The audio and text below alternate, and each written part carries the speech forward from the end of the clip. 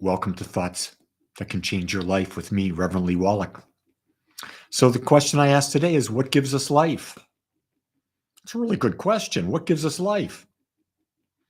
I believe I believe that we live because life gives us life. We think because we are part of the one infinite mind. We create because the one infinite mind's power creates through our beliefs. This is a leap of faith. We don't know. We don't know what gives us life. We simply know that we're aware. That's the big thing to understand is if you're listening to me right now, you know you're aware because you're hearing something. And what you're hearing is what you're interpreting, I'm saying, based on your perceptions. Now, you can change your perceptions because you have infinite possibilities available to you. And when you do that, you get to create a whole new experience. I love life. I love that I'm alive. I love that I get to choose and to recreate my life. I love that I have the contrast in my life. I believe the key to living a healthy, fulfilling life is to live in a state of gratitude. Because when we live in a state of gratitude, we realize we are responsible for what we create. We create every experience that we have. Do you get that? No one creates our experience. Events can happen, but we create the experience based on the perception that we are. So where do we get this perception?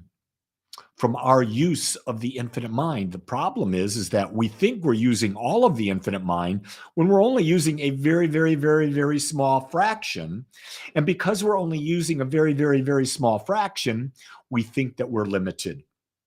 But if we truly were able to embody the idea that it is an infinite mind with an infinite power, with infinite wisdom, with infinite possibilities, we could have that infinite expression in our life. But that takes a lot of reprogramming. I'll use that word today because we've been programmed to limitation. Think about this. Think about the limitation. Where were you born? Where you were born determines pretty much what your religious beliefs are. Where you were born determines pretty much your socioeconomic status. Where you were born determines the language that you predominantly speak. Where you were born, where did that happen? Where did that come from? Why was I born in the United States and someone else born somewhere else? Why was I born to the parents I was born to? These are mysteries. The only thing that I know that's not a mystery is that I'm aware. And that when I'm aware, how I think and what I think about most and hold to and feel about and act upon, I create. So I'm aware that my experience is a product of my perception and the perception that I'm most persistent and consistent with. And you see, this is something that I try to share with people as a teacher, is that this stuff works, really works. But there's a key. You've got to be persistent and consistent in what you're trying to create. You can't go back and forth from lack to abundance because you're sending you're sending a mixed message to the power that creates.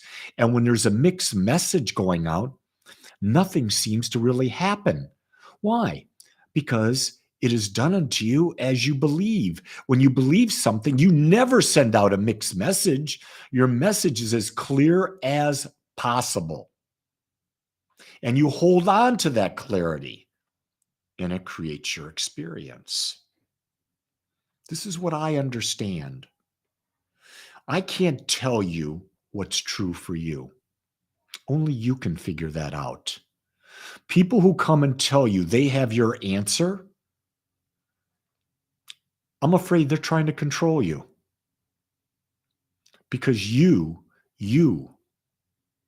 were born unique and only you know what gives you juice. Only you know what really excites you, what makes you feel good. I've thoroughly given up trying to convince people of things because you can't. What you can do is you can be an example. You can be a light. The light I want to be in the world is this. I'm the light that loves life. I'm the light that loves the creative power in me.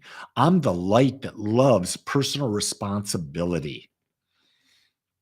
Don't be missing Claire, Diane. She'll be on later this week. Right now, she's upstairs, and Claire is having French toast with jelly because that's what she asked me to make.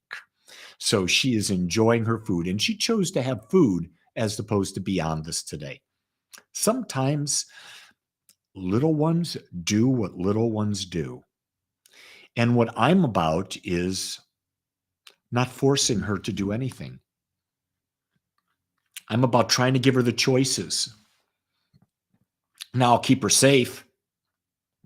But I want her to learn. I want her to learn that the power is in her. I want her to learn that she's responsible for her emotions. I've never raised a little girl. So my granddaughter is the first little girl I've dealt with from the standpoint of a parent-grandparent type thing. And boy, they're a lot different than little boys. They're a lot different than little boys.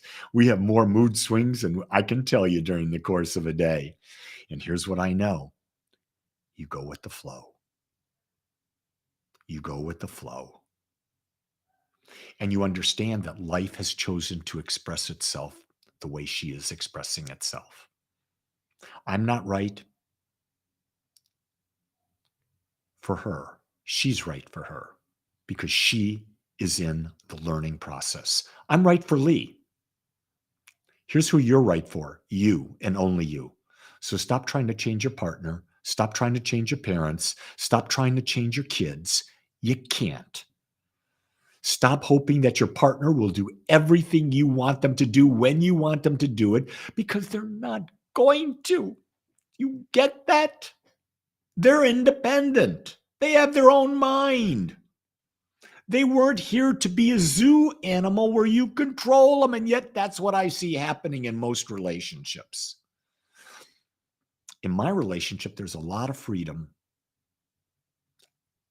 And we have a lot of freedom because we demand freedom.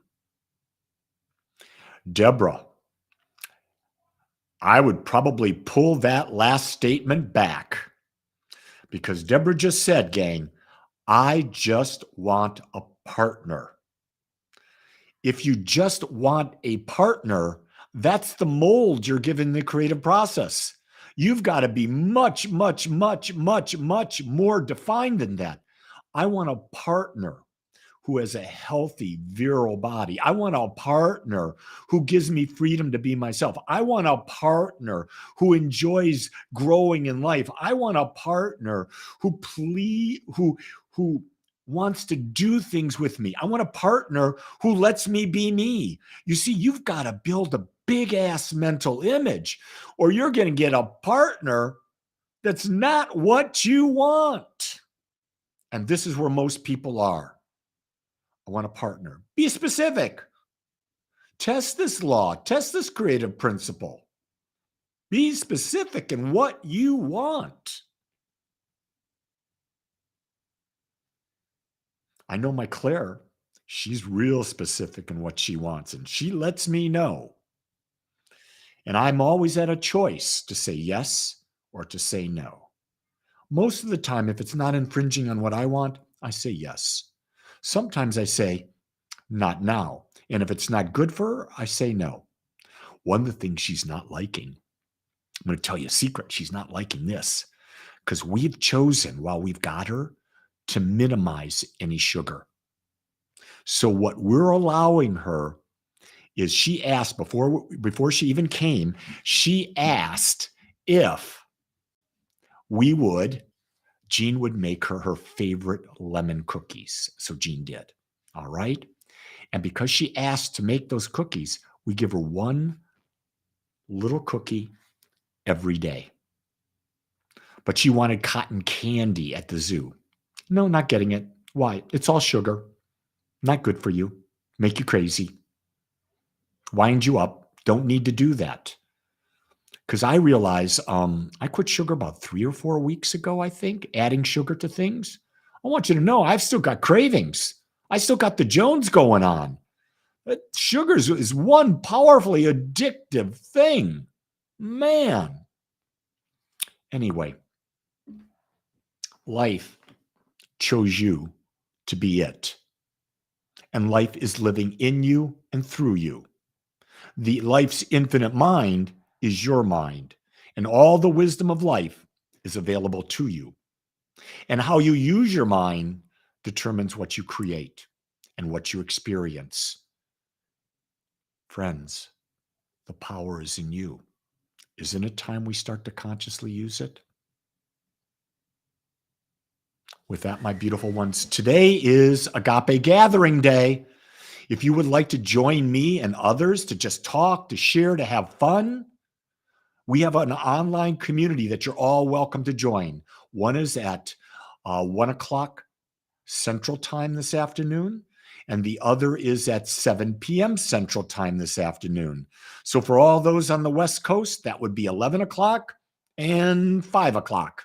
If you're on the East Coast, that would be 2 o'clock and 2:30. 2:30. It's at 1:30. 2:30 and what is it? 8. 1:30 and 7. 2:30 and 8. And if you're Mountain Time, it's an hour back. So know that we're available. The link is on agapespiritualcenter.com. I'd love to have you join us. Plug in. You'll love what we give. You'll love what you feel like. You'll love the people you meet. With that, my beautiful ones, make it a great day. Until tomorrow or whenever. Aloha.